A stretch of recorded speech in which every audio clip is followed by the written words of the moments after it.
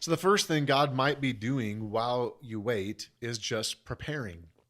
Yeah. Maybe he's preparing you financially, relationally, physically, whatever it is. It could be that he has to prepare the place that you're going to go or the people that you're going to interact with.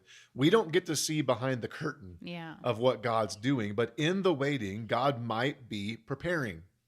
In fact, I think God is always preparing something in the waiting. We also don't get to see the bigger picture. Yeah, the whole picture. Not only behind the scenes, but then the future part of it. Like when all this takes place, what will we discover then? Yeah. And then be able to look back and be like, Oh. oh, okay, that's why Yeah. it happened in that sequence. And not always may Yeah. he reveal that, but sometimes he does. Yeah. Yep.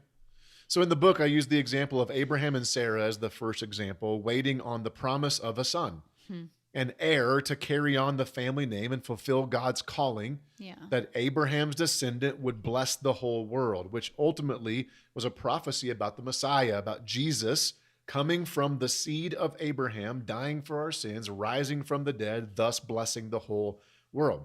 But after the promise was given, there was a waiting period. And Sarah did not wait well. No, she didn't. Neither did Abraham. No, he didn't. Genesis 16, 1 and 2 says this, Now Sarah, Abram's wife, had not been able to bear children for him, but she had an Egyptian servant named Hagar. So Sarah said to Abram, The Lord has prevented me from having children. Notice the word she used, that the Lord prevented me from having children. Go and sleep with my servant. Perhaps I can have children through her. And Abram agreed with Sarah's proposal. Which, first of all, really? Really, Abram? That sounds just about like a typical man, doesn't it? Here, sleep with my servant. Duh, okay. Did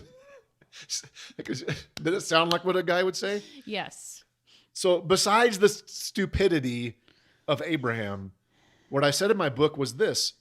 The dream had been given by God, but Sarah wasn't willing to wait for God. Mm-hmm. Ouch. I